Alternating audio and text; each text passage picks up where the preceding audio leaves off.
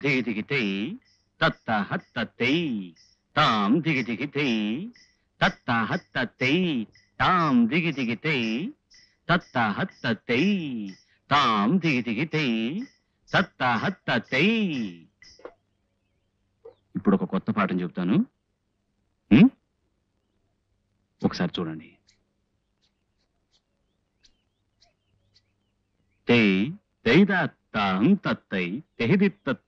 ఒరే గోపాలం, సమయానికి ఇంట్లో హారతి కర్పూరం నిండుకుంది, కాస్త తెచ్చి పెడతాడని. విద్యార్థులను నేను ఎప్పుడైనా సొంత పనుల మీద పంపించెరుగుదునా? లేదనుకోండి, కానీ మన ఆనందానికి స్కూల్లో బోలెడు బహుమతులు ఇచ్చారటండి. యాజు గారు అబ్బాయి చెప్పాడు, వాడు అవన్నీ తీసుకొస్తున్నట్ట.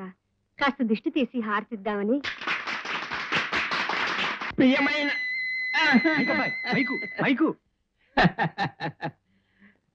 ప్రియమైన మిత్రులారా, ఈరోజు నా జీవితంలో ఒక దుర్దినం. బాధతో నోట మాట రావటం లేదు. మనందరం అశ్రుతర్పణ వదలవలసిన రోజు ఇది.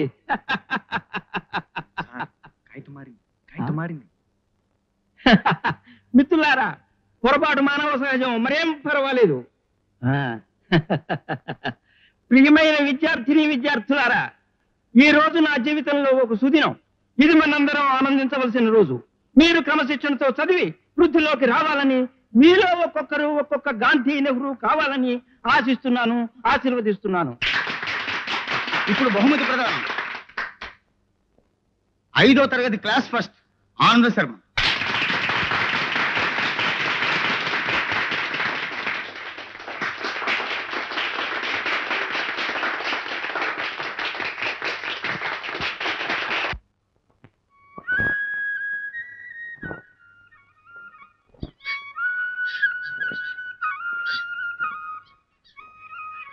లేరే, ఇల్లు ఖాళీ చేసి వెళ్ళిపోయారు.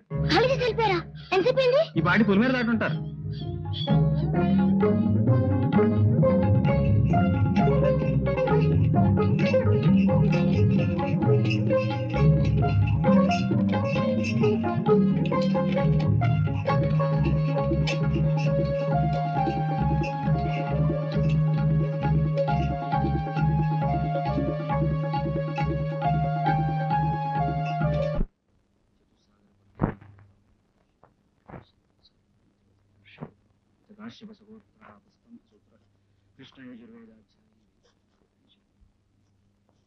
ఒరే ఆనందు, ఏంటమ్మా చేదుందేవో చూడు.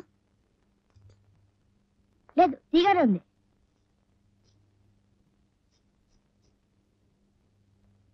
తాత, అమ్మ దొంగ నటు వెళ్ళంగానే పడుకున్నావు కదా? లేదురా తాత, చదువుకుంటున్నాను. చెప్పు. BAT bat. అది నాకు తెలీదా ఏమిట్రా? బియాటు. అయితే సిఏటి ఏమిటో చెప్పు. అదేం మహాబ్రహ్మ విద్య ఏమిట్రా? బిఏటి బ్యాటు, సిఏటి శాటు. లక్ష్మి, ఆనందానికి అభ్యంగన స్నానం చేయించి పట్టుబట్టలు కట్టించి దేవాలయానికి పంపించు. 10:40కి మకర లగ్నంలో వాడి కాలి గజ్జ కట్టించబోతున్నాను. మాకెవరికి చెప్పా చేయకుండా. ఇప్పుడు చెప్పాను కదా, చెయ్యి. అది కాదురా అబ్బి, పసిగథ మరీ వద్దంటున్నాడు కదా. కాస్త మనం అందరం కలిసి ఆలోచించి. ఏమ్మా? అన్నీ ఆలోచించే నిర్ణయం తీసుకున్నాను. నీ పట్టుదల కొద్దీ వాడికి 8వ ఏటే ఉపనయనం చేయించాను. సంధ్యవార్చడం మానేశాడు. నీ మాట విని బళ్ళో వేశాను. ఇప్పుడు చదువు మానేసి దొమ్మరాటల వెంట తిరుగుతున్నాడు. అందుకే ఇక మీతో చెప్పడం అనవసరమని. అయితే ఇప్పుడు వాడి కాలికి గజ్జి కట్టి ఈ ఆడంగి రేకులు విద్య నేర్పించి తైతక్కలాడించాలా? అడగండి మావగారు. నాకు నాకు ఏదో ముఖ్యమైన పని ఉన్నట్టుండి జ్ఞాపకం వచ్చినట్టుందమ్మా. వస్తాను.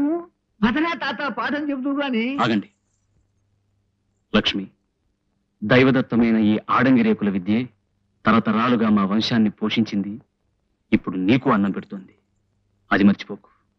వంశపారంపర్యంగా వస్తున్న ఈ నటరాజ పద పూజ నాతో అంతరించిపోకూడదు.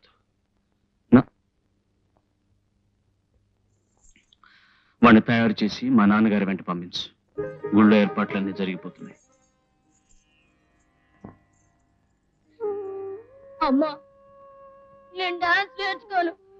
ఆ గజ్జలు కట్టుకున్న గడ్డం అంటే నాకు అసహ్యం. తాత, నీకు దండం పెడతాను తాత. రేపటి నుంచి ఇంగ్లీష్ పాఠం చెప్పనుగా తాత. నాతో చెప్పవు చెప్పవు. అమ్మా నేను ముట్టుకోవచ్చా? అమ్మా. ఆనంద్ ఇంట్లో లేడా? లేడురా. ఇల్లంతా అంజనం వేసి వెతికి చూశాను. పశువుల పాకలో చూశాను, కొట్టుగది తెరిపించి చూశాను. బడవ అటకెక్కి దాక్కున్నాడేమోనని అక్కడికెక్కి చూస్తే ఓహో అక్కడున్నాడా? అదే ఆశ్చర్యం. అక్కడా లేడు. ఎక్కడికి వెళ్ళాడు? మా ఆయనే ఉంటే మంగళెందుకన్నట్టు ఎక్కడ ఉన్నది తెలిస్తే వెతకడం ఎందుకురా? అబ్బా అయ్యో, వెతికి వెతికి కాళ్ళు పీక్కుపోతున్నాయనుకో. పోనీ ఇవాళకి మానేసి ముహూర్తం రేపెప్పుడైనా పెట్టుకోకూడదు? ఇవాళ తారాబలం అంత బాగా ఉన్నట్టు లేదు. అన్ని ఏర్పాట్లు జరిగిపోయాయి. ముహూర్తం ఇవాళ జరిగి తీరాలి. వాడెక్కడున్నా సరే వెతికి పట్టండి. వెళ్ళండి. తప్పదంటావా? సరే పెడతాను. ఆనందం.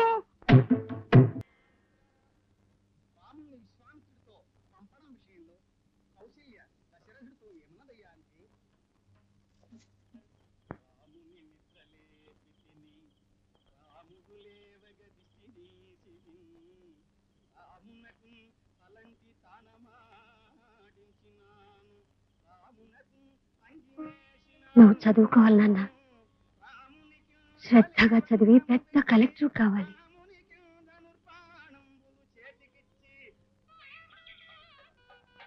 బాబు, అమ్మా అమ్మా. నాన్న, రాత్రి నువ్వు ఇంటికి వచ్చి పడుకోవడం అదృష్టవశాత్ మీ నాన్నగారు కంటపడలేదురా నాన్న. తెల్లారు లేవగానే అడిగారు. గుడికి వెళ్ళాడని చెప్పాను. తాత, మీ నాన్న పార్వతీదేవి గుడిలో నీకు గజ్జి కట్టే ఏర్పాట్లు చేసేస్తున్నాడు రా. ఇవాళ కాకపోతే రేపైనా ఆయన పంతాన్ని తీర్చుకోకమాను. అందుకే వెంకన్న నేను మావయ్య గారింటికి తీసుకువెడతాడు నాన్న. మావయ్యకు ఉత్తరం రాసి వీడి చేతికిచ్చాను. నేను వెంటనే స్కూల్లో చేర్పిస్తారు. నువ్వు వాళ్ళింట్లోనే ఉంటూ బుద్ధిగా చదువు నేర్చుకోవాలి. అలాగేనమ్మా. వెళ్ళిపోతున్నావురా తాత. ఇక నాకెట్టా తోస్తుందిరా ఇక్కడ. నువ్వు నాతో వచ్చే తాత.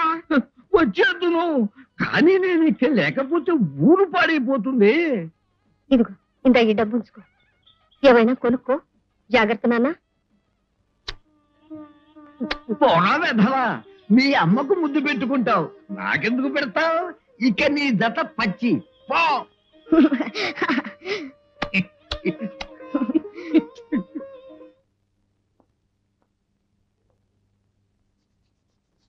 ఆనందేడి?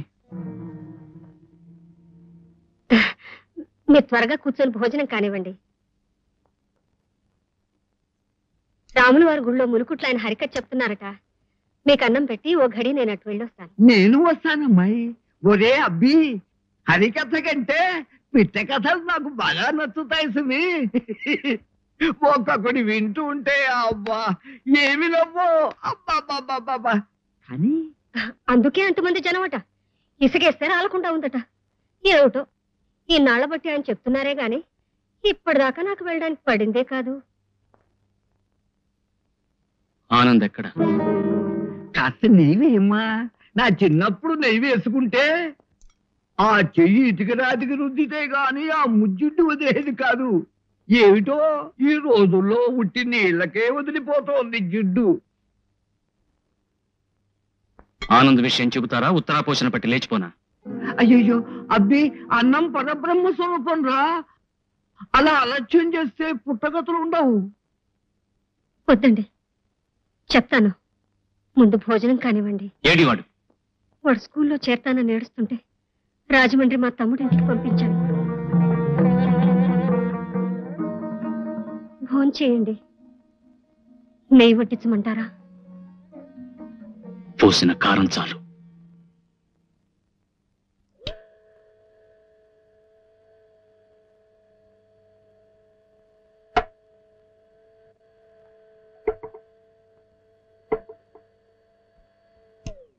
రంగన్నయ్య గారు కూర్చోండి.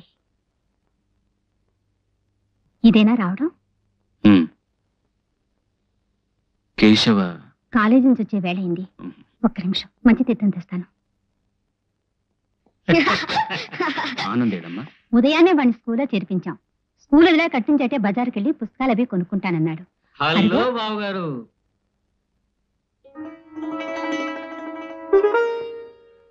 ఎందుకురా అలా భయపడతావు? ఈవేళ నువ్వు స్కూల్లో చేరావు, నాన్నగారి కాళ్ళ దండం పెట్టు. అయితే ఇంతకాలానికి మా మీద దయగలిగిందన్నమాట. నా అనుమతి లేకుండా వాడిని స్కూల్లో ఎందుకు చేర్పించావు? రే నాన్న, ఇది లోపల పెట్టు. ఆనందుని స్కూల్లో ఎందుకు చేర్పించావు అని అడుగుతున్నాను. మా అక్క మాట ప్రకారం చేర్పించాను బావ. తను అక్కడ విషయాలన్నీ ఉత్తరం రాసింది. వాడు నా కొడుకు, నా మాట ప్రకారం నడుచుకోవాలి. వాడేం జూదం ఆడతానన్నాడా, నేరం చేస్తానన్నాడా? చదువుకుంటానన్నాడు. అది తప్పేనే. తప్పెందుకు కాదు? మీరెవరూ చదువుకోలేదు, సంతకం చేయడం కూడా రాదు. ఆ కారణంగా ఎన్నో తరాలుగా ఎన్ని ప్రదర్శనలు ఇచ్చి కూడా ఒక్క పైసా చేతికి రాక